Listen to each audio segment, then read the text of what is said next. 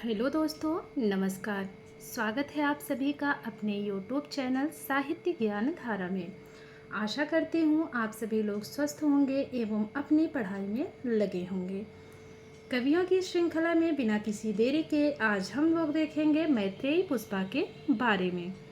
मैत्रेयी पुष्पा का समय 1944 ईस्वी माना जाता है और 1944 ईस्वी में चित्रा मुद्गल का भी जन्म हुआ है। तो जन्म के बारे में भी मैंने एक वीडियो अपलोड की है, आप लोग ज़रूर देखिएगा कि एक ही सन में कितने लोगों का जन्म हुआ है और कितने लोगों की मृत्यु हुई है। आगे देखते हैं। मैत्रेयी पुष्पा का जन्म 30 नवंबर 1944 को अलीगढ़ जिले के सिकुर्रा गांव में हुआ था। मैत्रेयी पुष्पा एक लोकप्रिय लेखिका हैं। हाल ही में उनको हिंदी अकादमी दिल्ली की उपाध्यक्षा नियुक्त किया गया।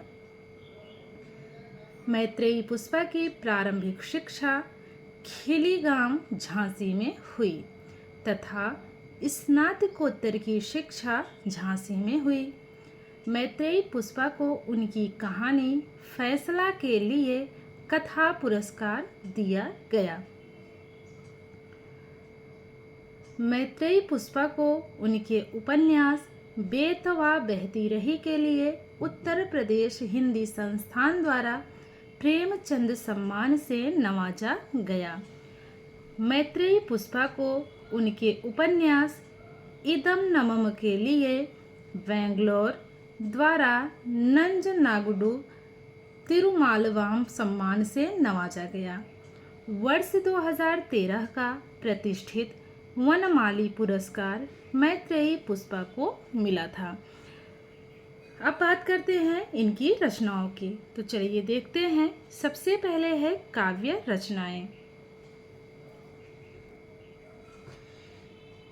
काव्य रचनाओं में है इनके लकीरें।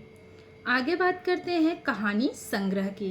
इनके कहानी संग्रह हैं चिन्हार, ललमनिया और अन्य कहानियाँ, त्रियाहठ, फैसला, सिस्टर, सेंध, अब फूल नहीं खिलते, बोझ, पगला गई है, भागवती, छाह, तुम किसकी हो बिन्नी।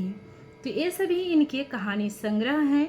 आगे बात करते हैं उपन्यास की, तो चलिए इनके उपन्यास देखते हैं।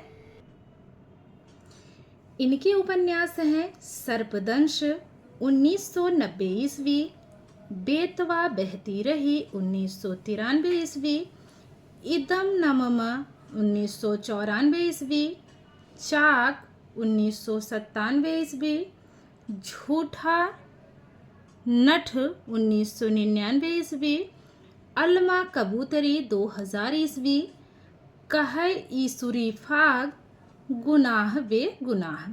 अब बात करते हैं निबंध संग्रह की। इनका निबंध संग्रह है खुली खिड़कियाँ। वहीं अगर बात की जाए यात्रा संस्मरण की, तो इनका यात्रा संस्मरण है अगन पाखी। आत्मकथा है कस्तूरी कुंडल वसय 2002 ईस्वी की, गुड़िया भीतर गुड़िया 2008 ईस्वी की ये रचना मानी जाती है। तो ये थे कुछ मैत्रेयी पुष्पा के बारे में जानकारी। अब देख लेते हैं इनसे बनने वाले महत्वपूर्ण प्रश्नों के बारे में। तो चलिए शुरू करते हैं आज की प्रश्नोत्तरी। आज का पहला प्रश्न है, मैत्रेयी पुष्पा को किस कहानी के लिए कथा पुरस्कार दिया गया? चिन्हार के लिए, सेंध के लिए, फैसला के लिए या फिर सिस्टर के लिए? तो इसमें तीसरा विकल्प फैसला बिल्कुल सही है। अगला प्रश्न है, मैत्रेयी पुष्पा का जन्म कहाँ हुआ? विकल्प है सेवगा राजगढ़ चूरू राजस्थान, सिकुरा गांव अलीगढ़ उत्तर प्रदेश, राजापुर नवाड़ा बिजनौर उत्तर प्रदेश या फिर धनगढ़ टिहरी गढ़वाल उत्तराखंड। तो इसमें हमारा दूसरा विकल्प सिकुरी गांव अलीगढ़ उत्तर प्रदेश बिल्कुल सही है। बात करेंगे अगले प्रश्न की। मैत्रेयी पुष्पा का जन्म कब हुआ? 1941, 1942, 1943 या फिर 1944? तो इसमें हमारा चौथा विकल्प 1944 ईस्वी बिल्कुल सही है। आगे बात करेंगे अगले प्रश्न की।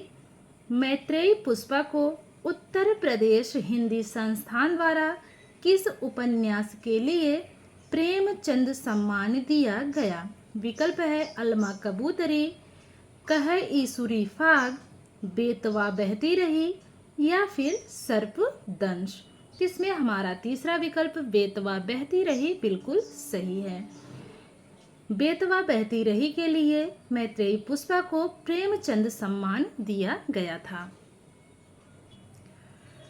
अगला प्रश्न है, मैत्रेयी पुष्पा को किस उपन्यास के लिए बेंगलोर, वर्तमान में बेंगलुरु द्वारा नंजनागुडू तिरुमालवा सम्मान से सम्मानित किया गया?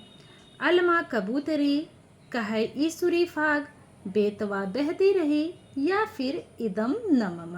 तो ये चौथा विकल्प इदमम, इसी के लिए इनको ये सम्मान दिया गया था। अगला प्रश्न है, मैत्रेयी पुष्पा को किस वर्ष का प्रतिष्ठित वनमाली पुरस्कार दिया गया? 2012 ईस्वी, 2015 ईस्वी, 2013 ईस्वी या फिर 2016 ईस्वी? इसमें हमारा तीसरा विकल्प 2013 ईस्वी बिल्कुल सही है। बात करेंगे अगले प्रश्न की।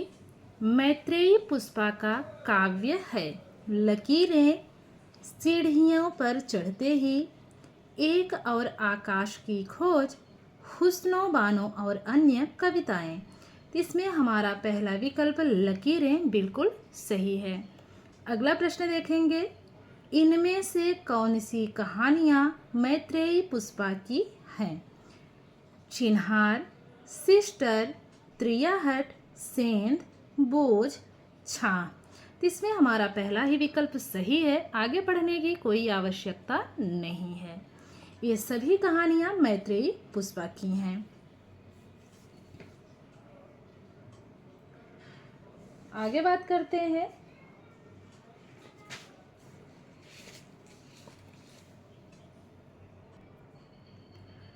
इनमें से कौन सा निबंध संग्रह मैत्रेयी पुष्पा का है? बयार उनकी मुट्ठी में, खुली खिड़कियां, रंगशाला में एक दोपहर या फिर ईश्वर की आँख? इसमें दूसरा विकल्प खुली खिड़कियां ये मैत्रेयी पुष्पा का निबंध संग्रह है, हमारा दूसरा विकल्प इसमें बिल्कुल सही है। अगला प्रश्न देखेंगे, मैत्रेयी पुष्पा का यात्रा संस्मरण है एक बार आयोवा, खंडित यात्राएं, अगन पाखी या फिर और यात्राएं? इसमें तीसरा विकल्प अगन पाखी इनका क्या है? यात्रा संस्मरण है मैत्रेयी पुष्पा का।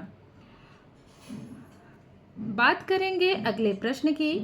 मैत्रेयी पुष्पा की आत्मकथा है कस्तूरी कुंडल बसें, गुड़िया भीतर गुड़िया, लगता नहीं दिल मेरा या फिर आ और बा दोनों?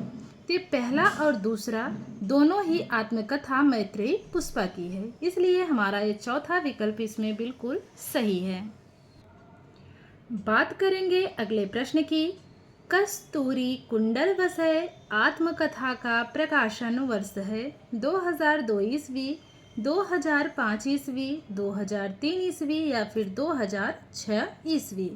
इसमें पहला विकल्प 2002 ईस्वी बिल्कुल सही है। अगला प्रश्न है, गुड़िया भीतर गुड़िया आत्मकथा का प्रकाशन वर्ष है 2002 ईस्वी, 2005 ईस्वी, 2008 ईस्वी या फिर 2006 ईस्वी? इसमें हमारा तीसरा विकल्प 2008 ईस्वी बिल्कुल सही है। अगला प्रश्न देखेंगे, इनमें से कौन सा उपन्यास मैत्रेयी पुष्पा का नहीं है? बीच में विनय, गुनाह बेगुनाह, चाक या फिर झूठा नट? तो इसमें पहला विकल्प बीच में विनय ये मैत्रेयी पुष्पा का उपन्यास नहीं है। बात करेंगे 15वें प्रश्न की। बेतवा बहती रही उपन्यास का प्रकाशन वर्ष है 1992 ईस्वी, 1993 ईस्वी, 1991 ईस्वी या फिर 1996 ईस्वी। तो इसमें हमारा दूसरा विकल्प 1993 ईस्वी बिल्कुल सही है। अगला प्रश्न देखेंगे। अल्मा कबूतरी उपन्यास का प्रकाशन वर्ष है। विकल्प है 2000 ईस्वी, 2005 ईस्वी, 2003 ईस्वी या फिर 2006 ईस्वी। तो इसमें हमारा पहला विकल्प 2000 ईस्वी बिल्कुल सही है। अगला प्रश्न है। इदम नमम उपन्यास का प्रकाशन वर्ष है 1992 ईस्वी, 1993, 1994 या फिर 1996 ईस्वी। इसमें हमारा तीसरा विकल्प 1994 ईस्वी बिल्कुल सही है। अगला प्रश्न है। मैत्रेयी पुष्पा के उपन्यासों का प्रकाशन वर्ष के अनुसार सही अनुक्रम किस विकल्प में है? पहला विकल्प देखेंगे बेतवा बहती रही, अल्मा कबूतरी, इदम नमम। दूसरा विकल्प है बेतवा बहती रही, इदम नमम, अल्मा कबूतरी।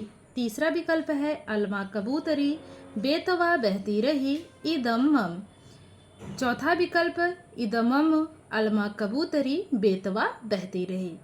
तो इसमें हमारा जो सही विकल्प है वो देखने को मिल रहा है दूसरे विकल्प में।